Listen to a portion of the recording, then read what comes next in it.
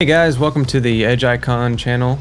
This is a new channel that I'm just now starting where we are going to be playing Let's Play games as well as taking an analytical look into how the games are made and some of the core techniques on both the art and the mechanics that go behind making a game. I'm going to try and do as many different games as possible, and anyone who subscribes to this channel is welcome to make any comments, to have requests for games for me to take a look at, or different techniques that they're curious about. The cars themselves are very customizable, very modular in design. You'll notice that mine has a blue and red kind of coloration to it. This effect is called a Fresnel effect, and you'll notice that the blue looking straight on is one color and all the glancing angles are a different color, and that's essentially what Fresnel refers to. In something like UDK, which is what this game is made in, they call that a dot product. It's basically just something that you see in real life, usually in reflections. I'll show you another example. Is if you look at the ground, if I rotate the camera a little bit, let's see, looking straight down, you'll see that below me the reflections in the ice actually get darker, but as I have it back down here, the reflections are stronger. And it's the same kind of math that goes behind making the same coloration that's going on in my car. Alright, so I'll go ahead and just actually help out this round. So they have a lot of neat, I guess, visuals that are going on that are real subtle.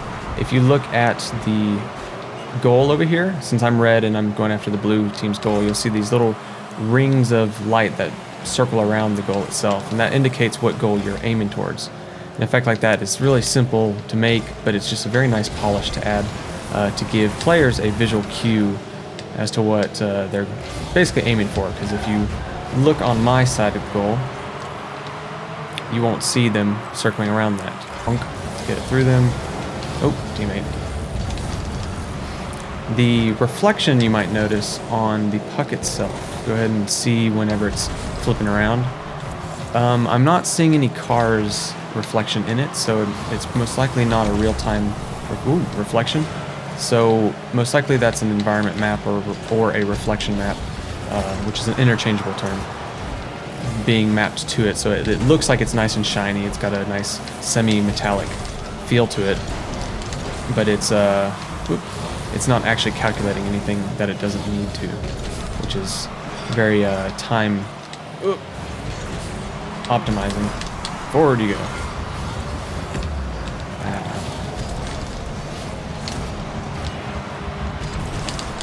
Get out of there. Alright.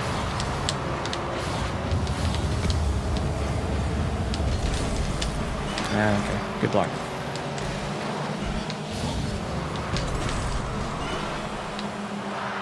Ooh, nice shot. Get in there. Nope. Sorry, I'm starting to focus here.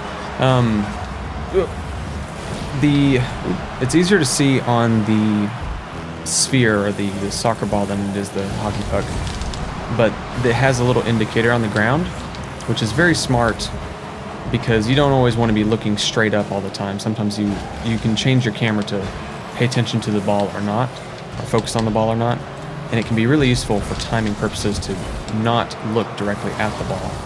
So that little indicator on the ground will let you know where, not only where is it, but also it has an indicator for how close to the ground it is. And so that can help you with some timing shots. And even though these are very simple elements, they really make the difference. That's a nice shot. As far as fast speed, immediate reaction kind of games require. Look at that. Very nice. Too bad it wasn't ours. Yeah, all in all, this game is very pretty for being such a simple, I guess, in concept, simple in concept, but the strategy required and the kind of hand-eye coordination you need for this game is pretty up there. Simple to start, of course, but definitely a game that takes some time to master. Get a point, or not. All right. So we lost the first round. That's a shame. I'm going to go ahead and switch over to the soccer mode, and we'll do a one-on-one match. We'll see how that goes.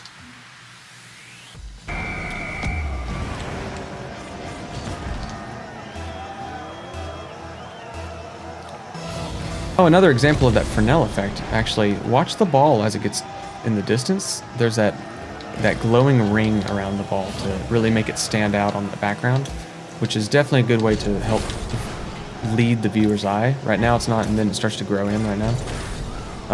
That's exactly the same effect going on as my car lighting colors. They're just using it as a way to highlight and indicate where the ball is at a distance. Because in some of the levels it's really bright, and I'm sure that having that there will actually let it pop just a little bit more, which really helps the player out. Bonk.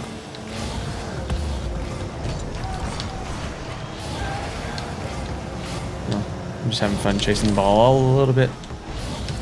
That's punishable. That's really punishable. Jeez. Nice. Alright, well, he knows what he's doing. Ooh, he missed. He actually missed. Yay! I can do it too! Next we're going to try Chaos mode, which is a pretty crazy mode where you have 4-on-4. Alright. Oop. Nice. Just bounced right off of him. Nope. Nope. Oh, okay, thanks. That'll work.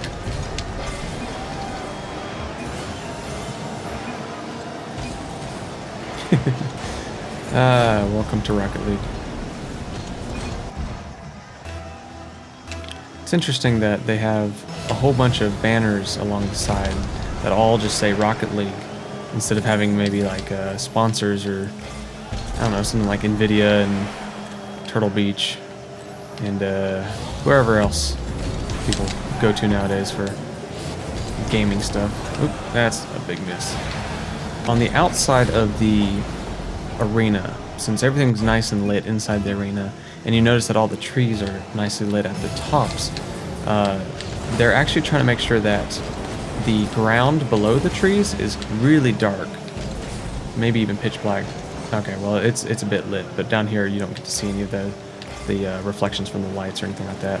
And they're trying to essentially lead the viewer's eyes to make sure that they're not overly distracted or too much is going in at once for us to have to process at once.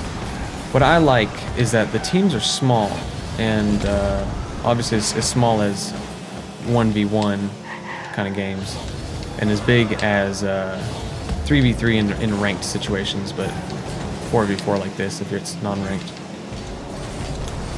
And what that essentially means is that even though there's a lot to, I guess, organize amongst your players, it's not over the top.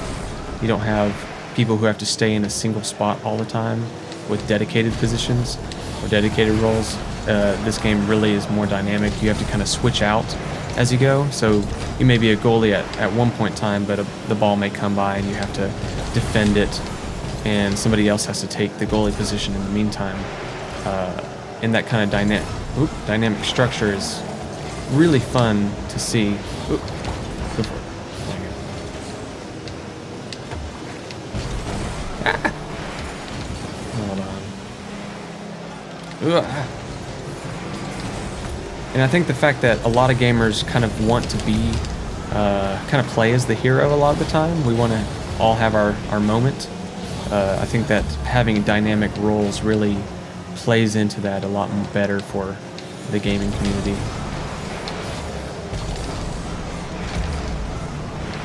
So it's definitely a good decision on the designer's part to let it be freeform rather than create a structure. Let the players create their structure. Whoa! Ooh, that almost went bad. Notice that people are actually pushing the puck along this wall right here leading to the goal like that. And even though the arena seems to be pretty rectangular, minus the corners, these back walls with the goal posts are actually not flat. It's very, very subtle, since the physics here can be a little sensitive. Nice. But this is actually basically funneling towards the goal post, or towards the goal itself. And the benefit of that is to make it easier for players, so it's not as frustrating in case the ball basically has an exactly flat plane to roll across. Oop. No, come back. No, I'm sorry. Whoops. So I only now noticed this one, but look at the reflection of the ice compared to the sky. That's not exactly lining up. It's blown out and reflecting, I guess, a light source that isn't there. There's no orange sun. That's no sun. That's a building. So that is a reflection map that isn't, either the reflection map isn't fully lined up or it's just not calculating the cities themselves. There could be a sun back there behind it, or a setup light source, which is probably more realistic, is that there's probably just like a directional light or something like that set up, and it's just reflecting that instead of actually reflecting the city itself. And they do that, of course, so they can save computational time. Oh, okay, just being bounced around, that's cool.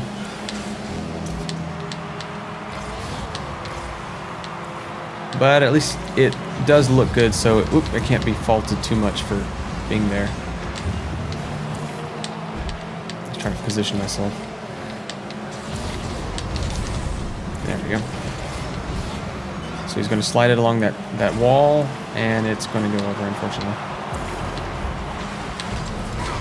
Oop, reversed. Knock it in. Come on. Come on.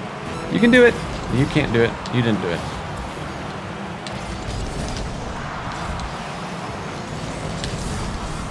Teammates.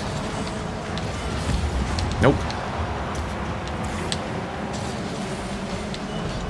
Nice. Ooh, that's going in. Nope. Yes, there we go. Cool. Something fun about UDK, which is what this game is designed in, are the lighting effects, the lighting quality. It's usually pretty obvious when it's a UDK-based game, because the lighting has a lot of atmospherics, a lot of volumetrics. You'll notice there's a lot of haze in the background. The arena lights up there are very bloomed out. They have a lot of snow haze, which supports the idea that it's nice and snowy. But it's just a natural quality to this engine.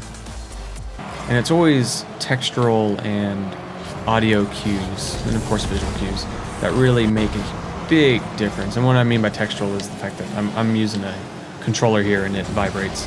So any gamer knows that the vibration part of a controller is always a good way to indicate something's going on, whether it's damage or any form of interaction or what have you.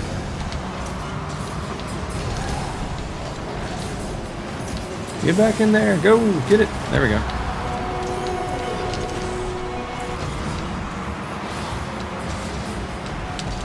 Woo.